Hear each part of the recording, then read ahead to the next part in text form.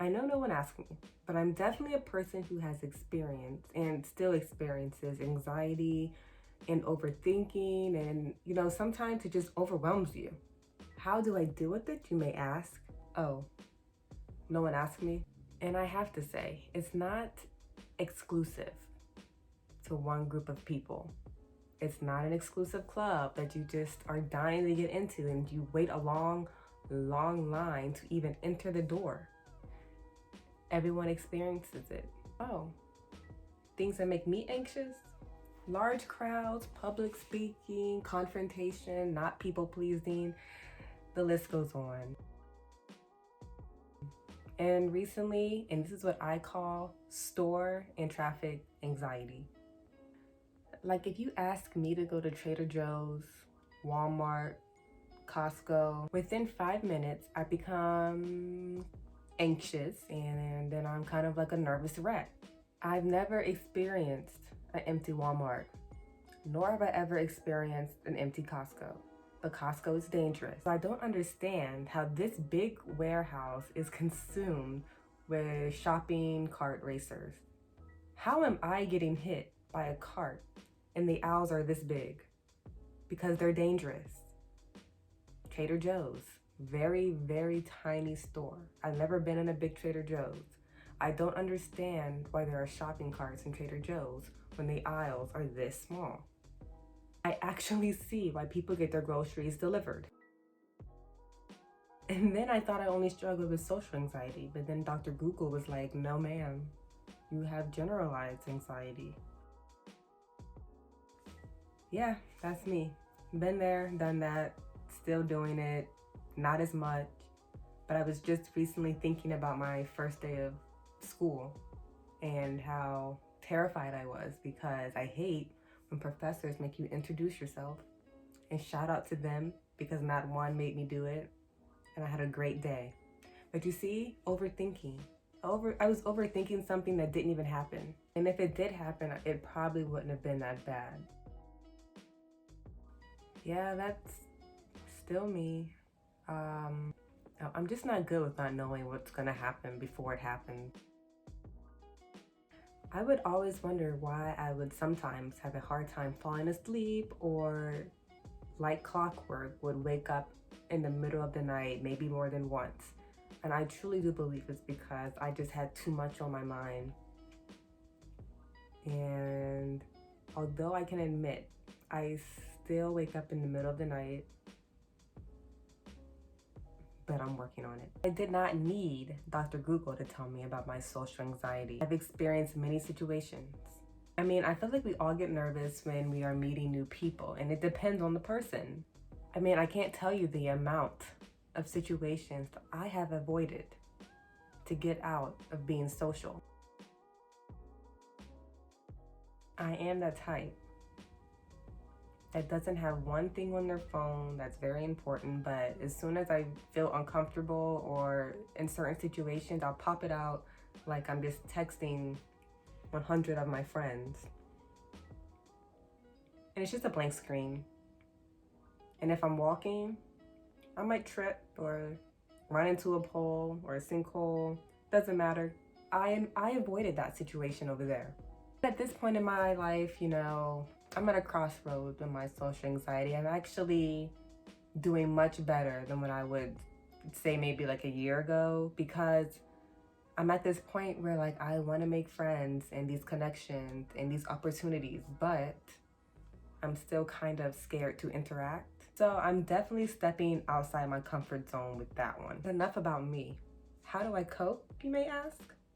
Oh, darling, I don't. Just kidding. And there's no one size fits all coping methods. For me personally, yes, back to me, I believe, like I said before, I have lower level anxiety. I don't necessarily think I need medication, but sometimes I, get nervous or uncomfortable in certain situations. It takes time. I'm still learning, but here's what I do. Get out your pen and papers. Take some notes. I'm not a professional, but I've experienced it. I suggest that if you aren't comfortable talking to a professional, talk to somebody that you trust. Talk to a friend. You'd be surprised the amount of people around you who are going through the same thing. I currently have one friend who he told me he was going through things, and we now text just to check up on each other. Hey, how are you? How are you feeling today? Was today a good day? Was today a bad day? Stuff like that. You can't predict the future and you can't change the past, so stop overthinking it. Easier said than done, I know. But there comes a point in time where you just have to let things go. I used to overthink, and sometimes I overthink certain situations, smaller things, baby steps. But I used to think that I can predict the future. My present isn't what I predicted about my future. It's not gonna happen. You really just don't know.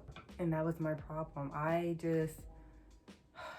would think and think so much that I know I'm young, but I really just feel like I never really lived because, oh my gosh, I'm overthinking about this vacation that probably won't even happen, but I'm still thinking about it. Also can't change the past. I mean, you said what you said, and you might be a little embarrassed. Like, dang, the one time I decided to be social, I completely effed it up.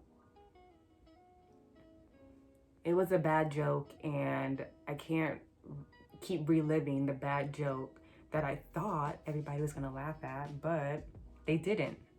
I'm a funny person, so I don't have to deal with that. People always say, take deep breaths.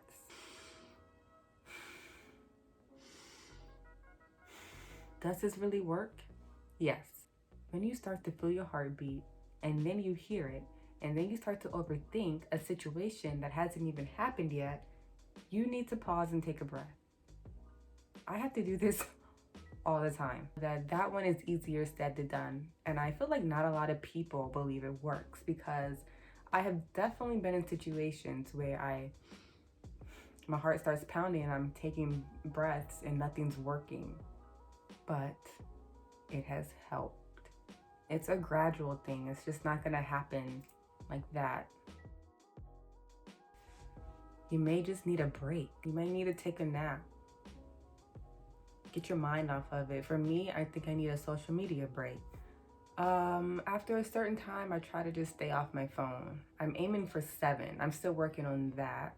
Even though I do need my social media for certain things that that I like to do, but I think it's healthy to have boundaries and just lay off it, because sometimes you see stuff online and then you start to think and you're like, oh, boom, now I'm addicted. Now my mind is just,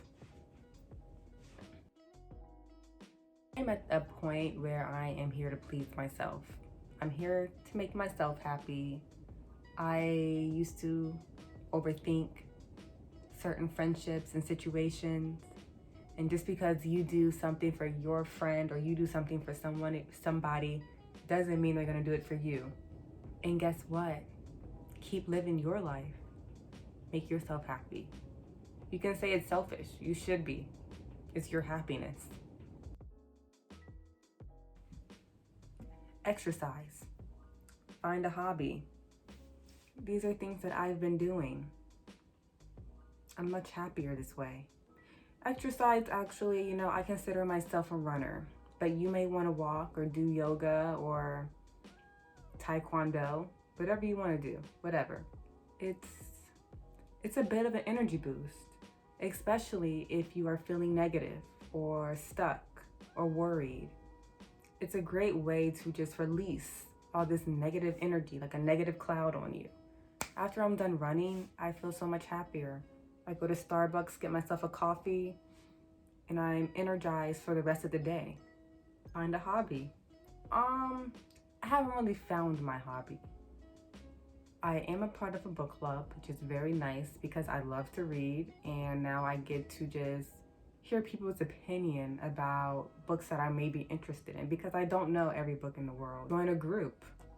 I've joined a few groups of people like me or people in the area who have the same interests. Last but not least, you're not alone.